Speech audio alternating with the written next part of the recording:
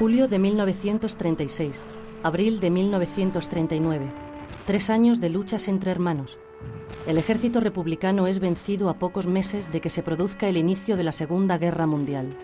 La mitad de un pueblo había sido destrozada por la otra mitad, apoyada por los ejércitos alemán e italiano.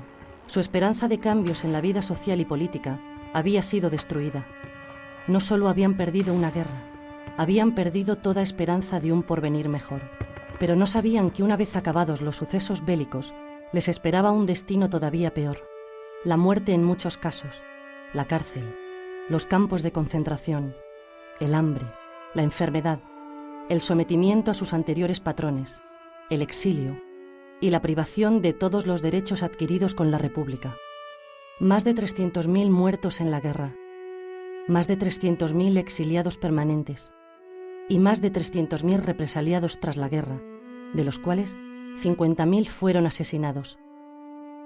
Muchos de los leales a la República consiguieron salir del país, pero a lo largo del avance del ejército franquista, otros, rotos los frentes, tuvieron que esconderse en los montes para guardarse de las represalias de los vencedores.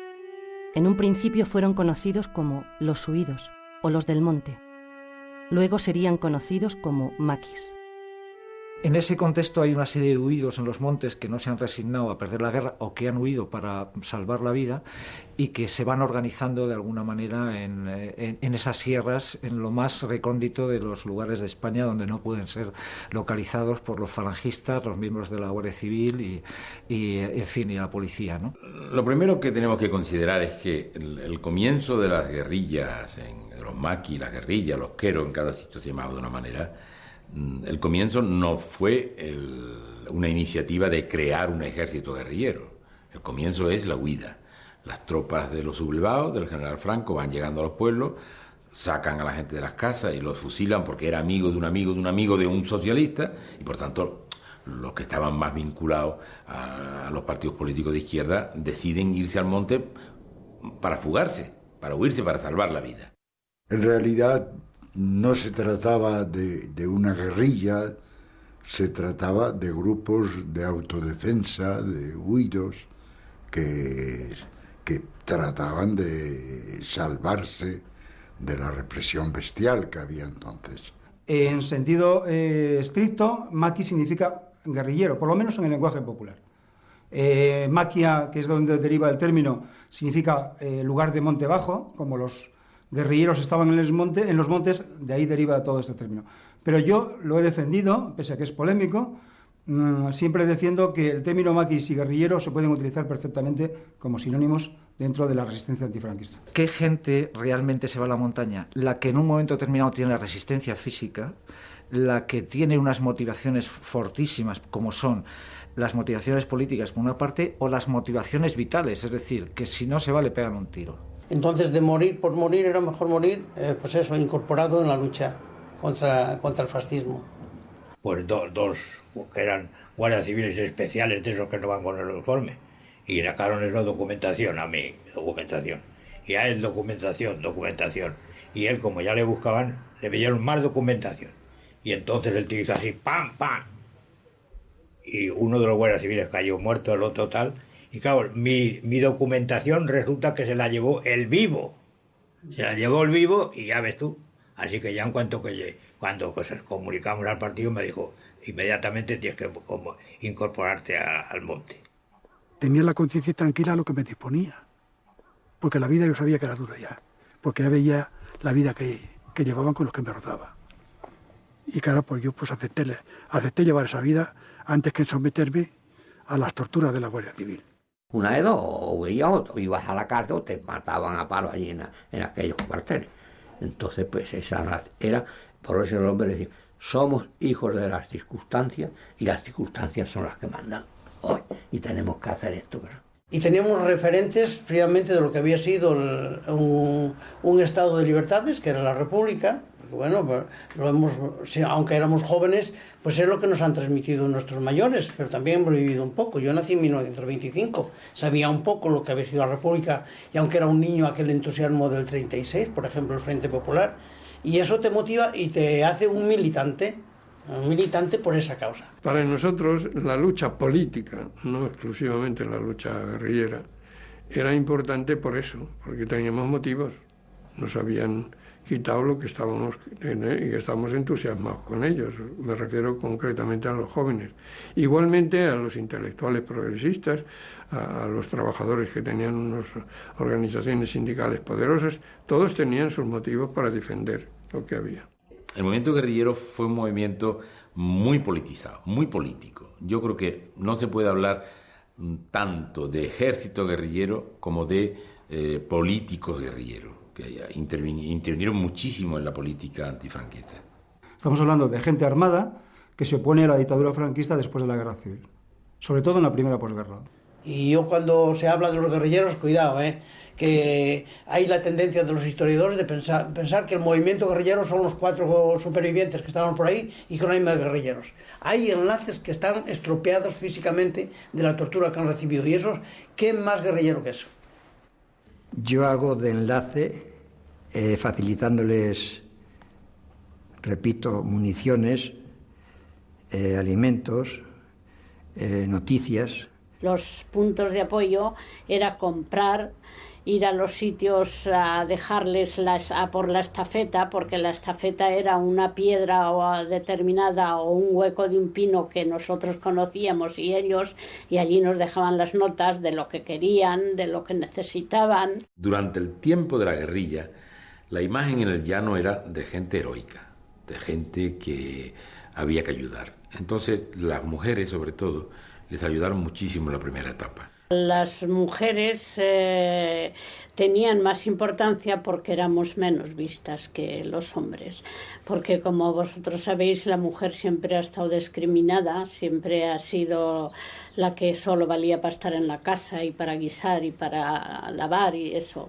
Entonces nadie pensaba que a lo mejor la mujer pudiera estar haciendo esas cosas y era menos vista. Por eso teníamos más margen para poder ayudar, para poder ir a un sitio y a otro. Era imprescindible, no podíamos pasar si no teníamos enlaces, porque en fin ibas vendido por todas partes, ibas vendido y ellos son los que nos ayudaban en todo y por todo. Ser enlace era más complicado que ser guerrillero. Te lo cuentan los mismos guerrilleros, no los enlaces. Un guerrillero estaba en el monte, tenía su fusil, algunas veces mejor que la Guardia Civil, pero el enlace estaba en su casa. Ellos tenían con qué defenderse, los estábamos en la calle, no teníamos más que la policía y la Guardia Civil. Todos los puntos de apoyo, toda la gente que intervenía en ayudar, la Guardia Civil cuando se enteraba los cogía y bueno, los mataba a palos, los llevaba a la cárcel, hacía barbaridades con ellos. Yo diría que los verdaderos héroes, los verdaderos luchadores contra la dictadura fueron los enlaces. Y es por 2 razones, porque su vida estaba en peligro mucho más que todos los demás, y en segundo lugar, porque muchos de ellos lo hicieron por humanidad, que es algo extraordinario y algo que no se ha contado tampoco. Yo fui enlace antes de ser guerrillero. Entonces, sí se sabe uno que se enfrenta. Yo creo que es una de las lecciones que hay que sacar de la motivación que los jóvenes teníamos en aquel momento a pesar del riesgo. Una vez establecidos como guerrilla, su peculiar forma de lucha, basada en permanecer escondidos, dar golpes a objetivos concretos y volver a esconderse, les obliga a organizarse. Y para ello, se establecen en zonas en las que puedan estar seguros y sobrevivir. Lo que hicieron fue situarse en las zonas donde tenían apoyo en la población, apoyo en el llano, que se llamaba la guerrilla del monte y la resistencia del llano. Había una resistencia organizada también en el llano, en los pueblos. Normalmente eran zonas montañosas, pero no boscosas. Y eran montañosas, pero no boscosas, porque lo fundamental de los maquis era controlar un radio de acción importante para evitar ser capturados por la Guardia Civil. La historia se hace fundamentalmente con documentos, con fuentes orales, pero también hay que tener en cuenta el paisaje, las condiciones del medio físico donde se van a desarrollar esos acontecimientos y que van a influir en los mismos. Es decir, la orografía de este lugar ha sido fundamental para que aquí se hubiera desarrollado un movimiento guerrillero. Sin entender este paisaje, sin entender la estructura del paisaje, sin entender cómo la población explotaba entonces el medio rural, es muy difícil entender el fenómeno guerrillero.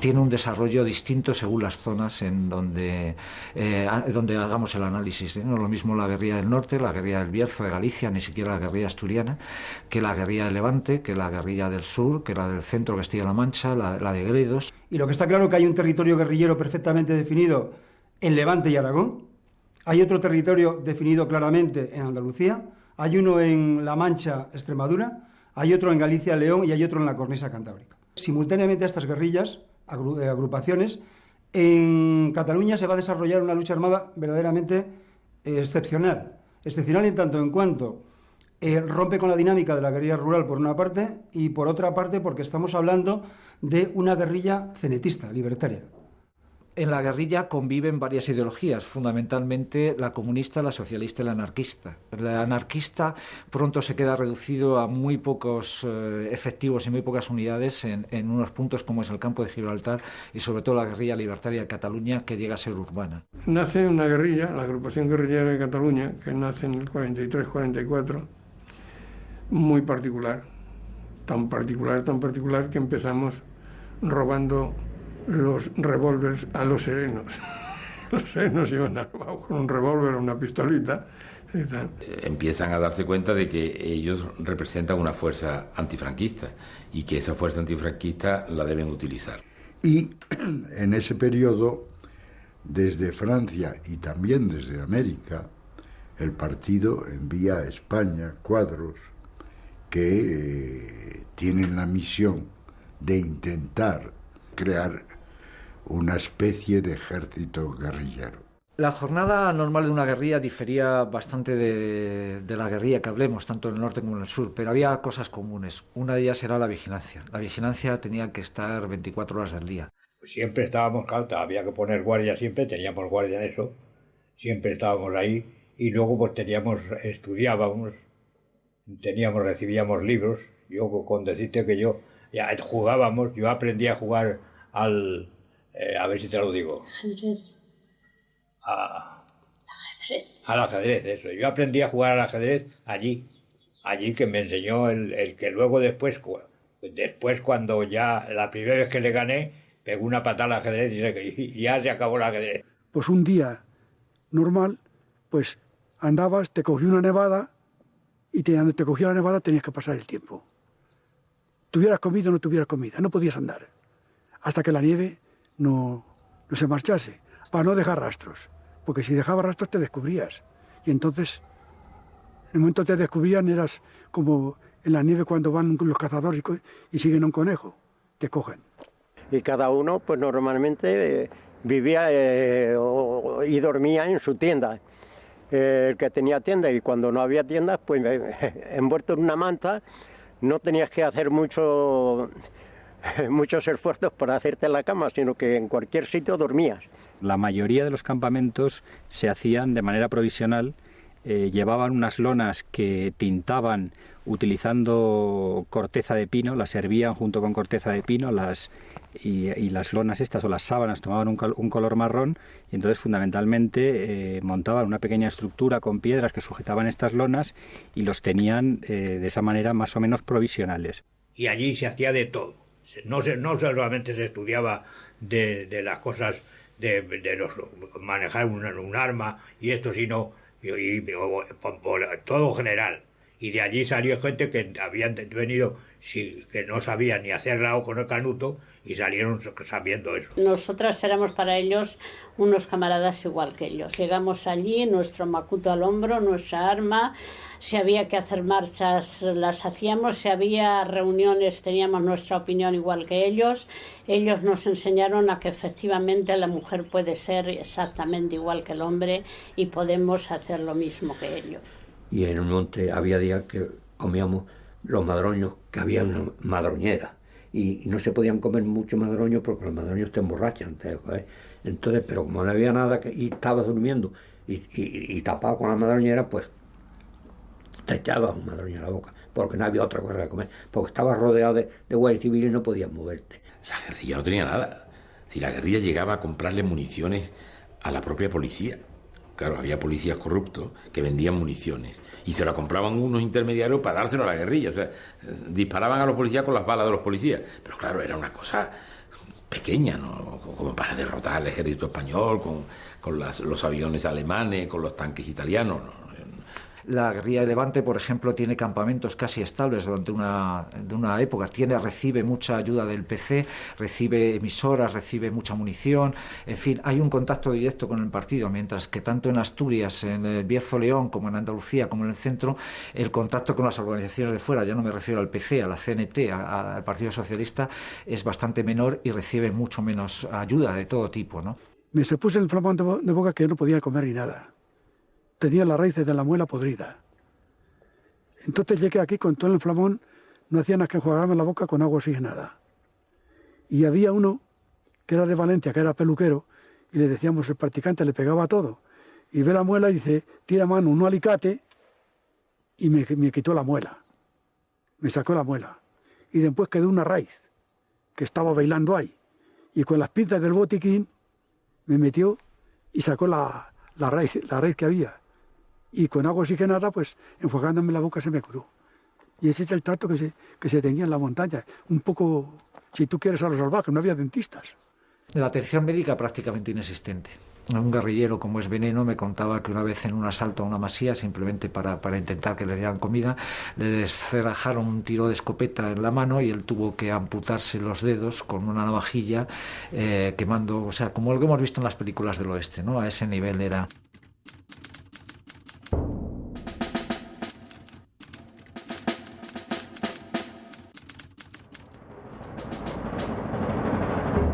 Incluso tirábamos un periódico que ahora mismo no me... El Guerrillero, que se llegaron a tirar 5.000 ejemplares. Tenían sus estatutos, sus objetivos, editaron revistas, en León se editaron revistas y luego en toda España sobre el guerrillero, hay cantidad de panfletos, muy simples, pero políticos. Por un lado, se trataba más que nada de propaganda republicana y tal. Lo que se editaba y se repartía, pues muy audazmente, ¿no? Y luego, pues nuestro deber era hablar con los campesinos y tal, y explicarles y tal. Y los campesinos, había una cosa que era interesante, y es que los campesinos, algunos de ellos, políticamente no conocían bien las cosas, pero no olvidaban que la República les había dado la tierra. Al campesino y a la mujer del campesino hay que, desde el primer momento que llegamos a ellos, hay que demostrar que somos amigos de ellos y hermanos de ellos. La guerrilla estaba en una guerra. Y en una guerra se cometen excesos de todo tipo. Y en una guerra se intenta eliminar al enemigo. Entonces había operaciones de todo tipo, de intentar eliminar a falangistas destacados que se habían destacado en la represión de los miembros izquierdistas o de los miembros republicanos. Había golpes económicos para abastecerse de dinero. Había secuestros que tenían el mismo fin. Y había, pues eso, acciones de propaganda. Lo que hacíamos era entrar en un pueblo y ya con información de quién era el alcalde, quién era el jefe de falange, quién eran los que tenían eso, y ahí vamos a por ellos. Ellos no eran partidarios de dar golpes económicos, por dos razones. Los golpes económicos normalmente te sitúan casi en el bandolerismo. Es decir, es muy delicado diferenciar un golpe económico de un robo. Y en segundo lugar, eran peligrosísimos. Había que tener acciones para llamar la atención, primeramente, para decir estamos aquí presentes, pero también para sabotear la economía del régimen. Estábamos luchando contra las consecuencias con el régimen. Atentados con una significación política. Lo fundamental eran los sabotajes. ¿Los sabotajes dónde se hacían? Básicamente en líneas de alta tensión o en líneas de ferrocarriles. Ramón Arce ha muerto ya, José Arce y el que está hablando. Logramos el objetivo, derribar las torres de alta tensión para dejar en la penumbra Cantabria, Asturias y Bilbao, porque ese general que había hecho la guerra, ese Franco, pues parece que iba a hacer una visita. No supimos si la hizo o no la hizo, pero sé que cumplimos aquella misión. O un sucesivo fracaso, que es el monolito a la victoria del Paseo de Gracia de Barcelona, que después de intentar cargárnoslo 4 veces no lo conseguimos. Aquello aguantaba que para qué, con goma 2, con tal, lo que pues nada, ahí está, todavía me entran ganas a veces de ir a por él, porque era un desafío. Los momentos más importantes de la lucha guerrillera en España se producen durante los años 42 hasta el 44. Y digamos el punto álgido es la invasión del Valle de Arán, cuando realmente el régimen en un momento determinado se plantea que puede sufrir realmente una invasión por fuerzas guerrilleras republicanas. En el año 44, el número de guerrilleros y puntos de apoyo en las distintas zonas de España alcanza las 70.000 personas. Están organizados y sus actuaciones suponen un serio perjuicio al régimen de Franco. En octubre de ese año, el Partido Comunista decide dar un golpe de mano que podría haber cambiado el rumbo de la historia. Este hecho, que fue silenciado durante décadas, es lo que se conoce como la invasión del Valle de Arán. La ubicación es la siguiente. Los españoles han participado con éxito en la lucha contra los nazis. Hay 10.000 guerrilleros en armas en el sur de Francia, republicanos, controlados por el Partido Comunista. Y los nazis están en retirada. Lo que está claro es que en aquellos momentos en Europa nadie pensaba que Franco iba a sobrevivir a su mentor prácticamente, que era Hitler. Y en ese contexto se producen las invasiones de Arán. Lo que trataban era de crear una especie de territorio liberado donde se instalara un gobierno provisional, que ese gobierno provisional fuera reconocido por los países aliados y haber provocado la invasión de esos mismos países. Los guerrilleros lo tienen claro. Decían, éramos miles de guerrilleros, habíamos vencido, un poco ingenuos, a los nazis, estábamos armados, algo había que hacer. Y era lógico que hubiera ese estado de ánimo en los combatientes. Lo que me parece que había un error de cálculo eran los partidos políticos. Stalin obligaba a los partidos comunistas a hacer este tipo de cosas y ellos se veían obligados a cumplirla, pero fue una operación además de autoengaño, porque muchos de los que llegaron por el Valle de Arán creían que todos los campesinos estaban ya preparados para alzarse con ellos. No hubo ninguna reacción, una cosa completamente nada más de tropas del ejército de Franco y ellos, que acabaron con ellos en un momento. Habíamos pasado por una guerra civil absolutamente demoledora, absolutamente devastadora, en que la gente solo quería recuperarse, solo quería sacar la cabeza y vivir. Entonces, el análisis de unas fuerzas republicanas, guerrilleras, que liberaran a España con los norteamericanos era factible. Lo que no era factible es que esas fuerzas republicanas pudieran levantar a la poca resistencia que pudiera haber en el resto de España. Yo me entero, pues, cuando desembarco en Francia y me doy cuenta de que es una verdadera barbaridad, porque Moscardó, con un ejército de 50.000 soldados, con tanques, con aviación, ¿no?, está esperando a la salida del túnel de Viella a que salgan los guerrilleros por allí para machacarles, y para machacarles sin solución. Se había anunciado incluso por la radio clandestina que entraban los guerrilleros por el Valle de Arán. O sea, esto lo estaban esperando, ¿no? También el ejército franquista actuó muy mal en el Valle de Arán. Lo que pasa es que tenía pues muchísimo más efectivos, y cuando los pudo colocar ahí, pues evidentemente era una cuestión de horas, de días, que se retiraran los guerrilleros. Los que toman la decisión de retirarse, bueno, es directamente López Tovar, el jefe de la operación, con algunos de sus comandantes, cuando se dan cuenta de que no tienen ninguna posibilidad. Y en ese momento yo voy al Valle de Arán para discutir personalmente con los que están allí, para tratar de convencerles, pero me doy cuenta, además, de que ellos mismos, Tovar, que es el que mandaba la operación allí, él mismo lo que le estoy dando es la solución para una situación que no tiene salida, que no tiene, ni se puede resistir allí, ni se puede intentar avanzar allí.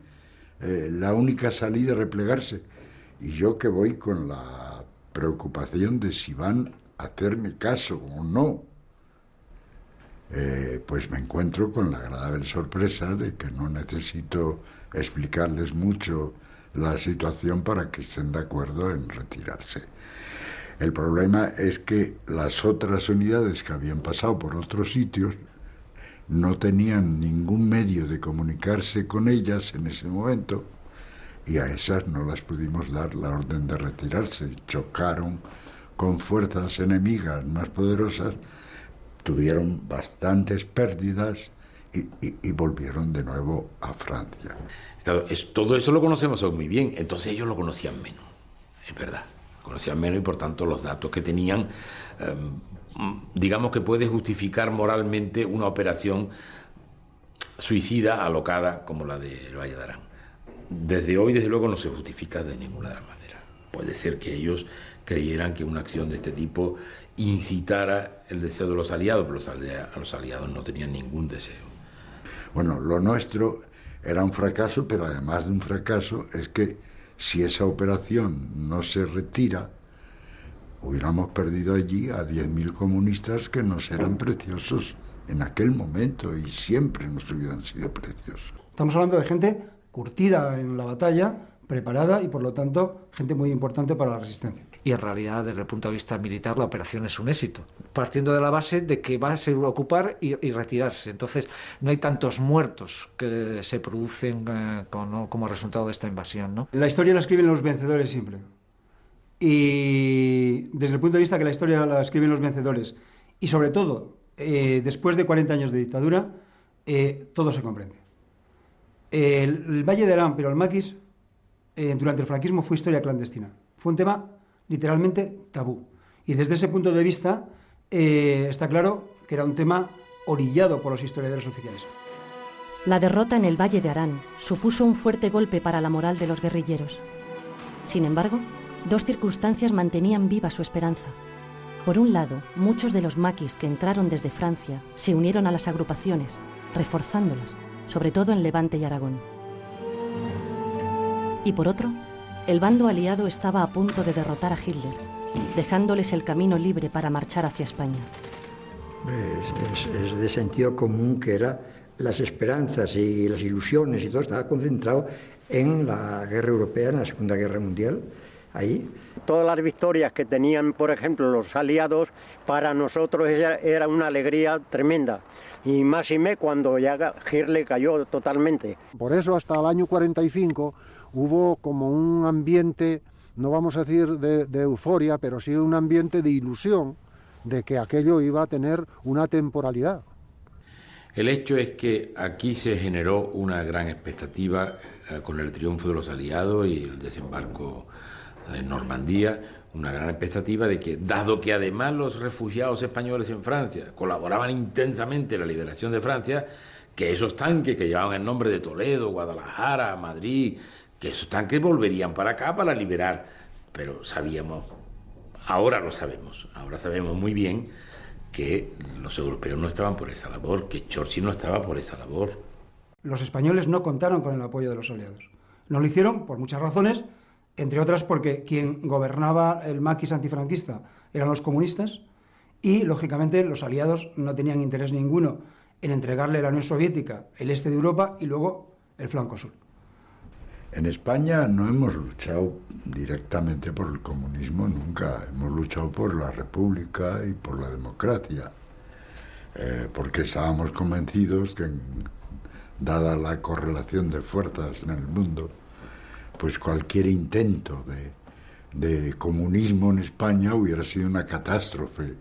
Las características del 36 de España, aunque era una república burguesa, iban más allá, que no entraban en el esquema de los americanos, ni de los ingleses, ni de los franceses. El haber apostado por una acción militar en el interior de España hubiera sido harina de otro costal. Probablemente el agotamiento de todos los países después de 6 años de guerra, 60 millones de muertos, pues son razones que no sirven de consuelo a quienes estaban luchando dentro de España, pero que pueden hacernos entender el que eso hubiera sido pues extremadamente difícil. El régimen de Franco hubiera resistido hasta el final, con bastante capacidad militar, a cualquier tipo de operación apoyada por los aliados. La gran tragedia de la guerrilla es que no contó con apoyo. Y los aliados, evidentemente, no pagaron aquella deuda que había de la participación y de la sangre de los españoles en la resistencia francesa. La decepción fue que cuando triunfaron los aliados en la guerra contra el fascismo, pues que se quedaron de brazos cruzados y que dejaron seguir la dictadura franquista, y que pues haciendo todos sus desmanes. Eso fue una traición tremenda, está pendiente eso, sigue una total decepción, una total amargura. Yo ya no me fiaba de ellos y ya claro, pues me sentí, como te comprenderás, los puse verdes y de una mala leche de espanto. Yo hago una valoración muy distinta entre las autoridades francesas y una gran parte del pueblo francés. Una gran parte del pueblo francés fue una ayuda extraordinaria para nosotros. Los aliados, como fuerzas de gobierno, no hicieron nada por ayudar a la guerrilla. Las organizaciones políticas y organizaciones sociales sí dieron mucha difusión a los momentos más álgidos de la guerrilla. Por ejemplo, tuvo mucha difusión en Europa el asesinato en el Pozo Funeres. El Pozo Funeres en Asturias, donde tiraron a 26 personas vivas y los tirotearon desde arriba y le echaron aceite hirviendo, cal. Fue una cosa que en Europa tuvo mucha difusión, pero no por los gobiernos, por las organizaciones sindicales, organizaciones que hoy llamamos no gubernamentales, que entonces era de apoyo, asociaciones de apoyo. Sí tuvo mucha difusión, pero los gobiernos no ayudaron nada al movimiento guerrillero. Al llegar que los aliados no respondieron, entonces fue Franco cuando cogió la decisión en su mano a partir del 47 y se lanzó ya en la ofensiva descaradamente con las guerrillas y los puntos de apoyo. Empezaron a atacarnos de verdad cuando los llamados democráticos que nos traicionaron empezaron a reconocer a Franco. Entonces cuando ellos empezaron a atacar, pero antes no. Ese pacto que había entre la policía, entre la Guardia Civil y nosotros en momentos determinados, no era un pacto escrito, pero era táctico, ¿no? En donde cuando sabían que había unos guerrilleros aquí, ellos iban por otra parte. Eso se acabó en el año 47-48 porque se han sentido más seguros y tenían menos pudor incluso para la represalia, para reprimir, para torturar. Los cogían, sobre todo aquí en esta zona, y se los llevaban al cuartel de Arrancapinos. Encima de la tortura que les daba la Guardia Civil en el trayecto, los llevaban al cuartel de Arrancapinos. Y allí es donde venía la lección. Allí es donde venía lo bueno. Después de pegarles, maltratarlos a tope, perder el conocimiento, echarles agua para que resucitaran, sentarlos en la silla eléctrica y llegar a preguntarles, pero ¿usted sabe dónde está sentada? Porque eso se lo hicieron a mi mujer. Porque la represión fue atroz siempre. Por ejemplo, pues te presentaban ahí en la comandancia donde te tomaban declaración, pues te presentaban allí astiles de picos, en fin, de herramientas importantes, y dice, aquí hemos roto muchas costillas. Lo primero que te decían era eso. Bueno, pues si hay que romperlas, ¿qué vamos a hacer? aguantar lo que podamos, no había otra solución. Pues aquello es brutal, aquello es que entras como el que entra a la muerte.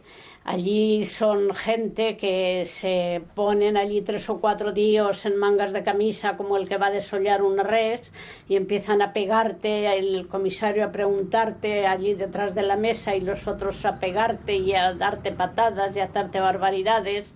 te meten astillas entre las uñas, te pisotean con las botas encima de ti, se suben, te dan patadas, en fin, todo lo más que os podáis imaginar. Era algo de lo que yo nunca en la vida hubiera creído que eran capaces de hacer esa gente. La situación era verdaderamente dramática. En el año 47 hay una ley que se llama Ley de Bandidaje y Terrorismo, que simplemente legaliza cualquier asesinato de guerrilleros o gente vinculada a la guerrilla o que se creía vinculada a la guerrilla.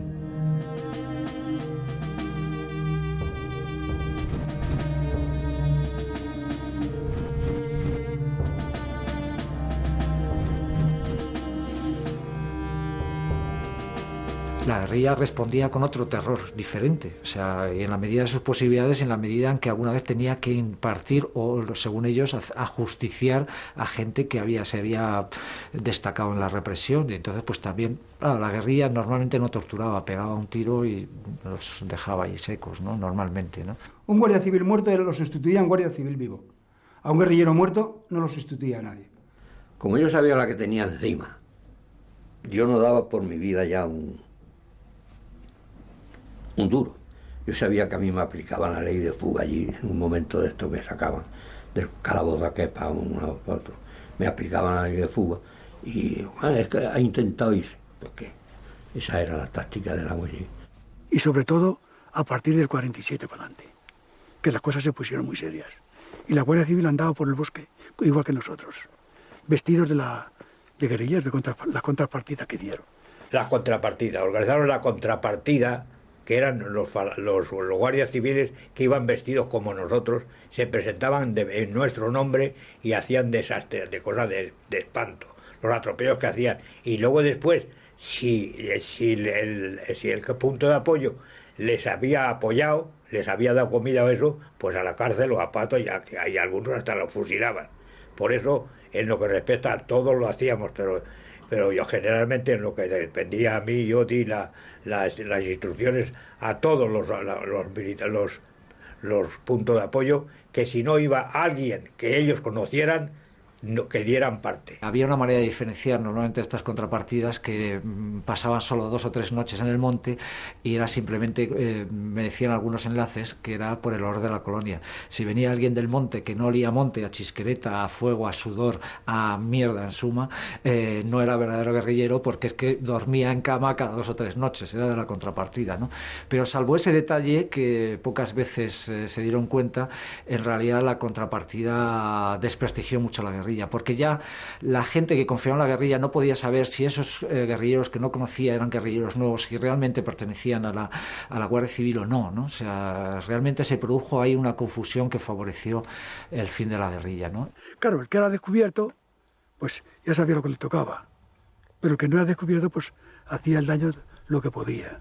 La guerrilla muere cuando no tiene auxilio, cuando no hay apoyo y cuando no tiene esperanza. El régimen de Franco vence a la guerrilla militarmente, sin duda, porque aplica métodos de guerra sucia, por una parte, recibe el apoyo de las democracias occidentales y además cuenta con el abandono de las propias organizaciones que intentan, sí, en algunos casos salvar a unos cuantos luchadores, pero que en realidad, en un momento determinado, dejan abandonado a los grupos guerrilleros, si no a su merced, pero que no pueden hacer otra cosa, ¿no? Entonces, realmente se luchaba por la libertad, se luchaba por la república, se luchaba por la democracia y al final se luchó por sobrevivir, por vivir y por escapar.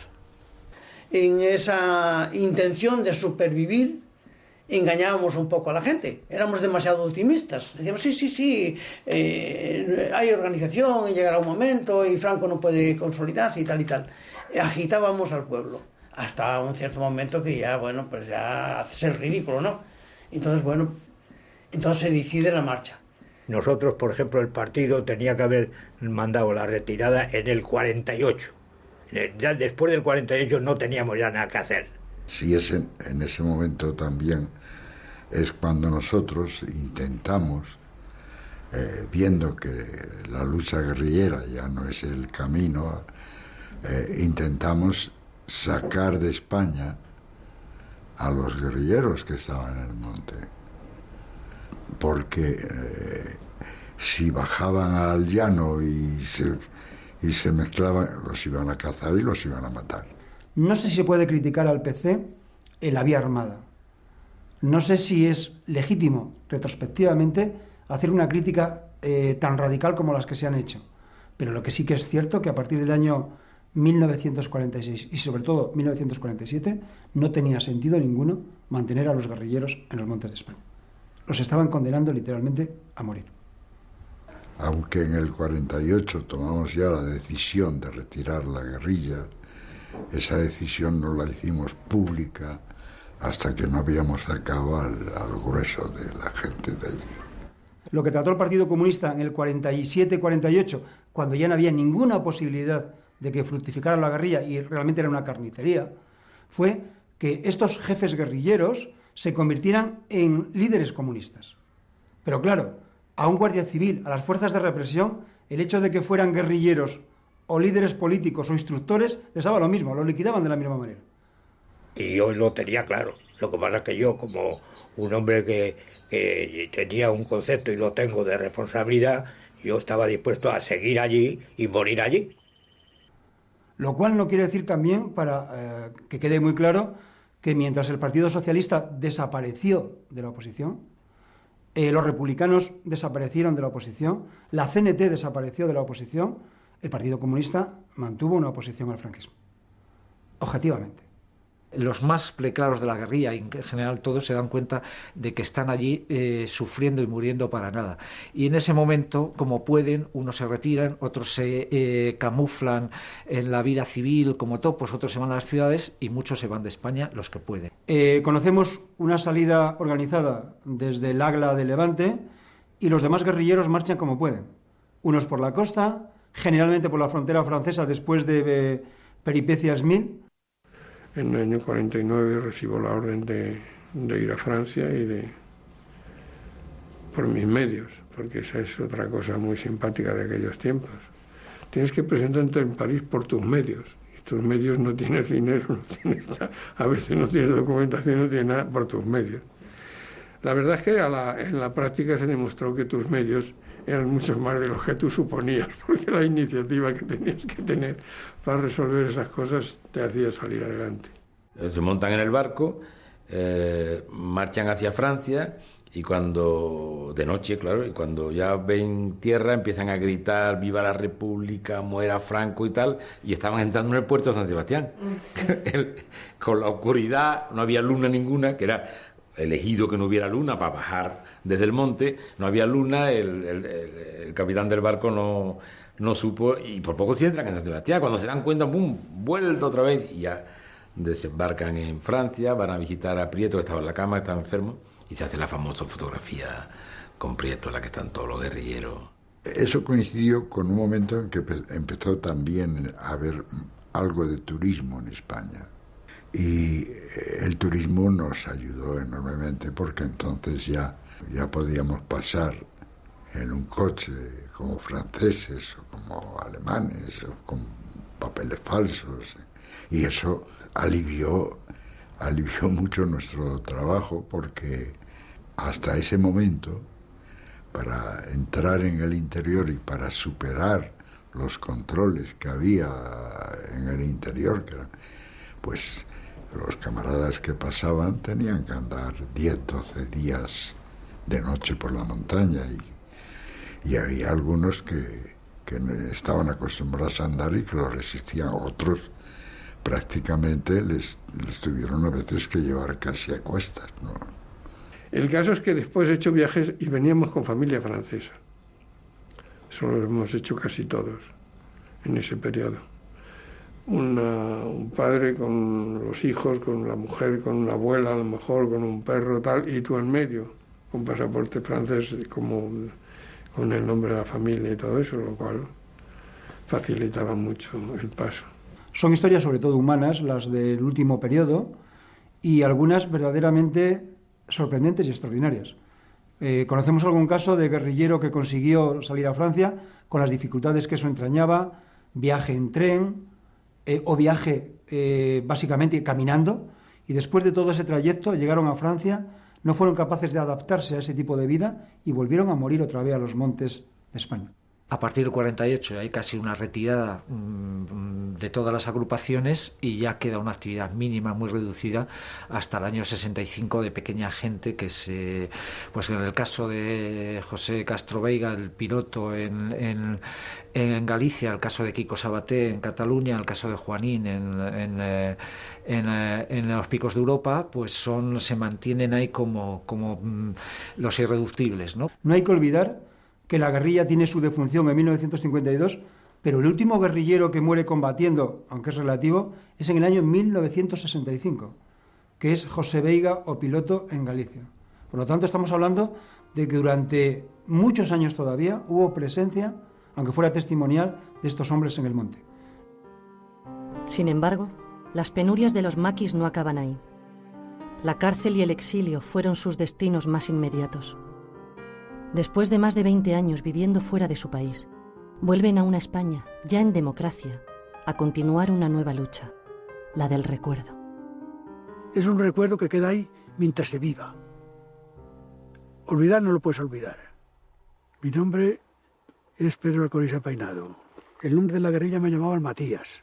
Mi edad hoy es de 83 años. Es una gesta digna de ser vivida. Incluso en esas malísimas condiciones, uno siente a veces históricamente envidia no haber podido vivir una gesta moral tan grandiosa como la que viven los maquis en el monte. Hay que tener mucho cuidado con los análisis de la guerrilla. Si lo analizamos desde hoy, sin intentar ponernos en el lugar de los guerrilleros, es un disparate. Todos fueron luchadores por la libertad, luchadores por lo que ellos creían que era lo legal, que era la república. Tuvieron una lucha a muerte contra un régimen que no ejercía la piedad con el vencido, y como lo había demostrado después de la guerra civil. Hicieron lo que pudieron.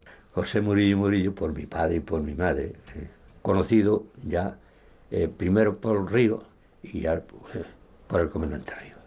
Actualmente 80 años. Yo llevaba un fusil y yo tenía que defenderme, está o no, tenía que defenderme. Yo no iba en busca de nadie, venían en busca mía y cuando me atacaban me tenía que defender. Yo no sé si la bala de mi fusil ha matado a alguien o no ha matado a nadie, eso yo no lo puedo decir, pero yo me he tenido que defender. Pero si he matado a alguien, la bala de mi fusil ha matado a alguien, no he sido yo, ha sido Franco quien lo ha matado, porque es Franco el causante de los 40 años que hemos sufrido las consecuencias. Es Franco el responsable, no yo no. Yo creo que sería traicionar a todo mi pasado si yo tuviera remordimiento por lo que hice o si ya no lo volví a hacer, porque entonces ¿a qué sirvió la tortura de mi madre y la tortura de mi padre y la tortura de mis hermanos y de miles y miles de gentes que han torturado y han sufrido? Mi nombre es Francisco Martínez López, nombre de guerrilla Kiko, 79 años. Había la idea de que bueno, sí, había que arriesgar la vida y había que aceptar todos esos sufrimientos porque ese era el precio de la victoria. Y en esa época, además, acababan de morir 60 millones de ciudadanos en todo el mundo. En España habían muerto mucha gente en la guerra y tal. Y la idea de la muerte era una compañera más próxima de lo que es hoy para las generaciones nuevas que no han vivido una situación como aquella, ¿no? Yo me llamo Remedios Montero Martínez. En guerrillas me llamaban Celia. Tengo 78 años. Por todo lo que yo he pasado, pues de verdad cuando lo recuerdo me pongo furiosa. Pero aún así pienso que en las mismas circunstancias lo volvería a hacer igual. Con más firmeza, con mucha más firmeza, con mucho más ánimo. Eso lo tengo claro, lo tuve siempre claro. Me llamo Manuel de Cos, Borbolla, tengo 85 años. Mi nombre es Eulalio Barroso Escudero. El nombre de guerra mío era Carrete. Tengo 77 años. Pues me encuentro muy contento porque, en fin, dentro de lo que cabe tenemos una democracia. Que haya paz y libertad y que se respete la voluntad del pueblo. Mi nombre, Florián García Velasco. En la guerrilla me llamaban El Grande. Mi edad, pues 87, compañero, y pienso durar bastante. Yo creo que la lucha guerrillera fue una lección en ese aspecto, una escuela en la que las personas jóvenes, los niños de entonces, aprendimos que no se terminaba en el franquismo todo, que tenía que haber una lucha permanente hasta conseguir pues la libertad. Soy Pablo García Fernández, ese es mi nombre, 70 cumplidos y al salto del 71. Pero eso no se lo digáis a nadie. Es una lección de resistencia, de lucha, de ingenio, de humor incluso, porque había que tener mucho humor para soportar la dureza de la vida de la montaña, y para mí son gente muy especial. No sé qué cara le vais a poner si os digo que yo me lo he pasado muy bien. Que yo me lo he pasado muy bien. Yo he conocido la solidaridad. Yo he visto a quien la han matado, porque casi la han matado a palos, por no decir dónde estaba yo, y lo sabía. Yo sé lo que es las dificultades y repartirse las dificultades. Yo sé lo que es sentir por el otro como si fueras tú. Yo he estado en la cárcel y he tenido de profesor de literatura a Miguel Hernández. Me llamo Miguel Núñez González, 84 años cumplidos largos. Mi nombre es de guerra, el más reciente, Saltor. Antes, José Caballero, Antonio Caballero Vaquero, Monsieur René Michel, etcétera, ¿no? Yo creo que con eso hay bastante. Al final, no somos los vencidos, somos los vencedores. En el sentido histórico de que hoy día lo que la Constitución del 78 quiere proteger y amparar es por lo que ellos lucharon. El ejemplo de los guerrilleros sirvió después para el desarrollo de todo el movimiento obrero, estudiantil, intelectual. En la práctica estaba engarzado con esa lucha de los guerrilleros. Era un cambio de estrategia, pero era la misma lucha. Nosotros luchábamos entonces contra un mundo de injusticia, de violencia. Hoy hay un mundo de injusticia y de violencia.